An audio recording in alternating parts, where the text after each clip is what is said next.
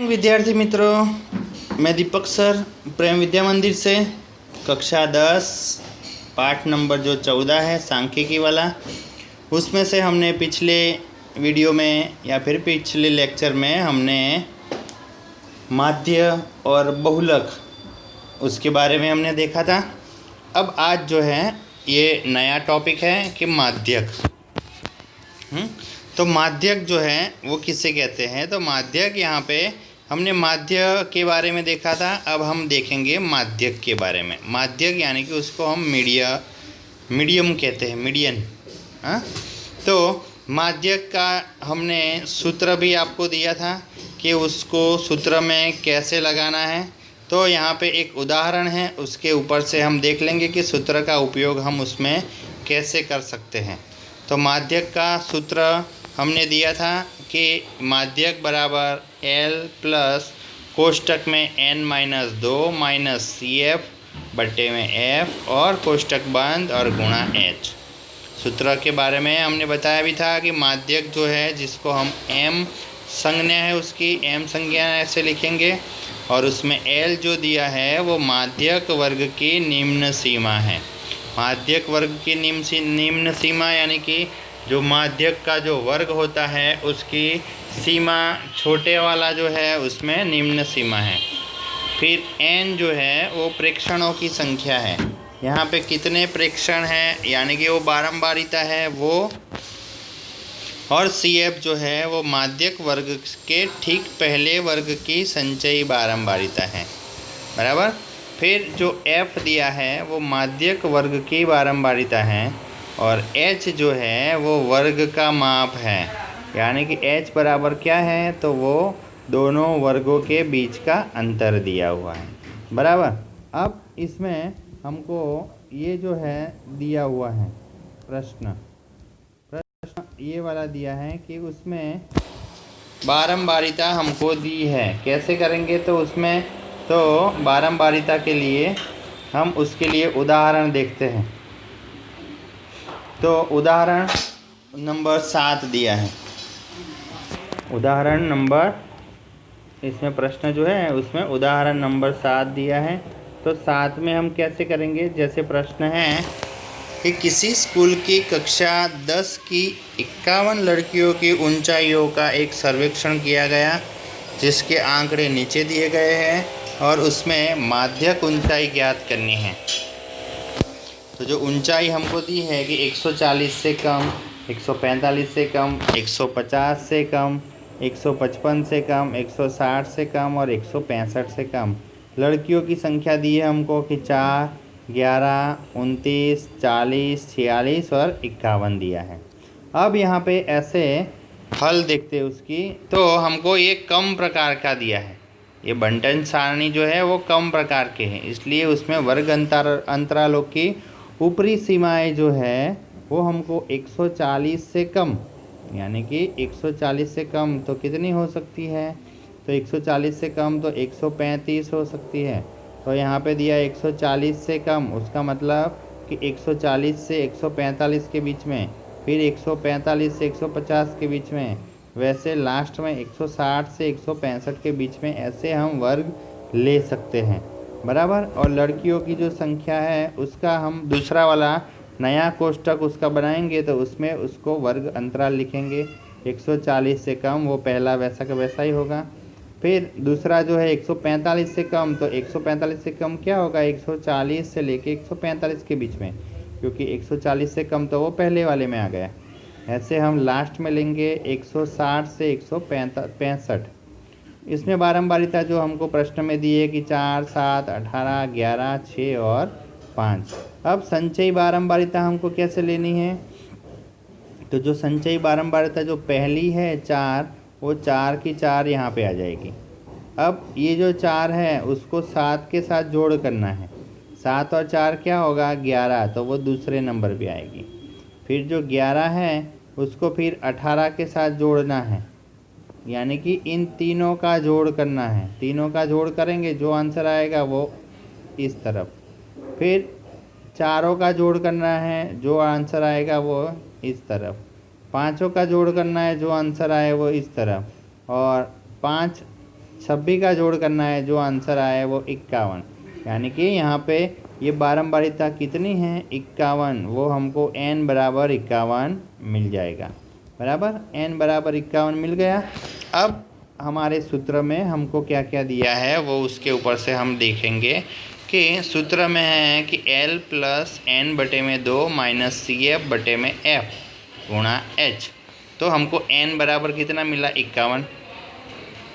अब सूत्र में है n बटे 2, n बटे 2 है तो 51 बटे 2 तो कितना होगा 25.5।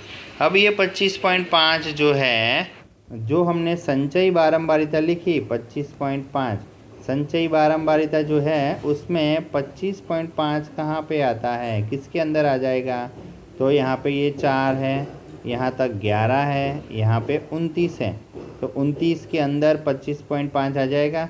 तो 29 वाली जो है लाइन उसके ऊपर आपको कोष्टक बना देना है और उसमें वर्ग अंतराल कौन सा है 145 से 150, उनमें से जो छोटी जो है हाँ, तो यहाँ पे देखो 25.5 जो है उसका अंतराल कौन सा हुआ 145 से 150, तो उसमें निम्न सीमा क्या है? तो L निम्न सीमा है 145। अब उसकी यानी कि वो जो हो गई हमारी माध्यक सीमा, माध्यक की वो माध्यक वर्ग हो गया 145 से 150। उससे ठीक पहले वर्ग की संचयी बारंबारिता जिसको हम CF कहते हैं, उसके ऊपर वाले वर्ग की बारंबारिता CF क्या होगी? वो 11 होगी। फिर उसके बाद माध्यक वर्ग जो है उसकी बारंबारिता F बराबर हमको लेना है 18 और उसका वर्ग माप जो है h बराबर क्या आएगा 5 आएगा। अब सूत्र में ये सारी कीमतें हम उसमें सूत्र में रखनी है। तो L बराबर है 145 प्लस n बटे 2 यानी कि 25.5 माइनस 11 बटे में F बराबर है 18 और गुणा h बराबर है 5। 145 का 145 इन दोनों का घटाव कर 18 से भाग करो और फिर दोनों का जोड़ कर देना है। तो दोनों का जोड़ कर देंगे तो आंसर फिर आएगा हमारा कितना 149.03। ये तो हो गई हमारी माध्यक ऊंचाई। बराबर। यहाँ पे दूसरा उदाहरण नंबर 8 है जिसमें हमको ऐसी बारंबारिता दी है, इसमें वर्ग अंतराल करके दिया है। तो वर्ग अंतराल करके दिया है, x और y ज्ञात करना है। तो उसमें देख लेते हैं वर्ग अंतराल और बारंबारिता दोनों के दोनों कोष्ठक है। अब उसकी संचयी आवृत्ति ज्ञात करनी है। तो संचयी आवृत्ति कैसे ज्ञात करते हैं? पहली बारंबारिता वैसे की वैसी, अब पहली को दूसरे के साथ जोड़ेंगे, जो आंसर आएगा वो दूसरे नंबर पे, फिर तीसरे नंबर पे यानी कि तीनों का जोड़ करेंगे तो वो तीसरे नंबर पे, फिर ऐसे सबके साथ जोड़ करते जाना है। जो आंसर आएगा वो संचयी बारंबारिता में लिखना है। और टोटल हमारा n बराबर कितना दिया है प्रश्न में 100 दिया हुआ है। तो जो लास्ट में हमारा आया 76 प्लस x प्लस वाई बराबर 100, तो 76 को इस तरफ ले लेंगे तो 100 में से घटा होगा तो x प्लस वाई बराबर होगा 24। अब हमारा n बराबर 100 है तो हमको देखना है कि 100 कहाँ पर आता है। तो 100 n बराबर 100 है तो 100 को 2 से भाग करो तो 50 होगा। और 50 जो है कहाँ पे आएगा? तो वो आएगा 56 में आएगा ना। संचयी बारंबारिता 56 प्लस x है तो 56 यानी कि उसका वर्ग जो होगा 500 से 600 का होगा। तो उसका जो L बराबर होगा 500। बराबर। और माध्यक हमको प्रश्न में दिया है 525। माध्य हमको दिया है कितना है 525 है। प्रश्न में हमको माध्यक बराबर दिया है 525। तो माध्यक के ऊपर से भी हम लिख सकते हैं कि उसका वर्ग कौन सा आएगा।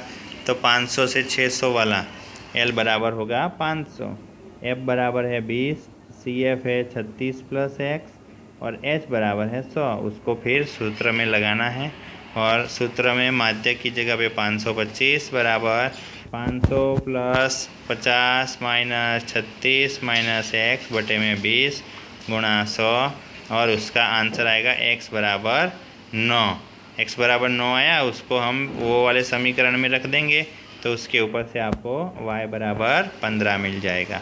बराबर। तो इसी तरह आपको जो प्रश्नावली जो होगी 14.3, उसी में आपको क्या ज्ञात करना है, माध्यक ज्ञात करना है।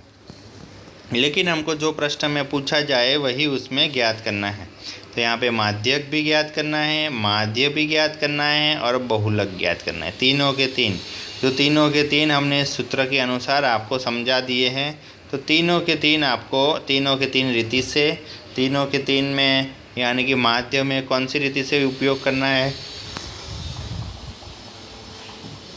वो आपको डिसाइड करना है कि माध्यम में कौन सी रीति से करें। और माध्यक और बहुलक दोनों में तो एक एक ही सूत्र है, इसलिए फिर आपको तीनों के तीन आंसर निकालने हैं। प्रश्न नंबर 2 में भी x और y ज्ञात करना है। जो हमने अभी देखा, उदाहरण नंबर 8 देखा, उसकी तरह ही यहाँ पे इसका x और y ज्ञात करना है। प्रश्न नंबर 3 में भी आपको क्या करना है, उसमें भी आपको माध्यक निकालना है। प्रश्न नंबर 4 में भी माध्यक लंबाई, खाली माध्यक ही लंबाई निकालनी है। बराबर। प्रश्न नंबर 5 में भी आपको खाली माध्यक निकालना है, उदाहरण 7 की तरह। प्रश्न नंबर 6 में आपको बहुलक भी ज्ञात करना है और माध्यक अक्षरों की संख्या भी ज्ञात करनी है। तो बहुलक और माध्यक अक्षरों की संख्या। और प्रश्न नंबर 7 जो है, जिसमें आपको माध्यक का भार, माध्यक ज्ञात करना है सूत्र के अनुसार। बराबर। इसके बाद वाला जो टॉपिक है वो हमारे इस परीक्षा में, यानी कि इस बार जो 30% कम हो गया है आपका सिलेबस, उसमें ये टॉपिक दिया नहीं है। इसलिए आपको खाली प्रश्नावली 14.1, 14.2 और 14.3 ही करनी है, जिसमें आपको माध्य, बहुलक और माध्यक वाले सूत्र याद रखने हैं और उसके ही प्रश्न आपको करने हैं। इसके बाद वाली जो प्रश्नावली है 14.4 जो है वो करनी नहीं है, वो परीक्षा के लिए नहीं है। बराबर। तो आज जो है ये प्रश्नावली 14.3 और ये हमारा पाठ यहाँ पे समाप्त होता है। अगले लेक्चर में फिर हम आगे वाला पाठ दूसरा जो है वो स्टार्ट करेंगे। बराबर। तो आज के लिए इतना ही। Thank you.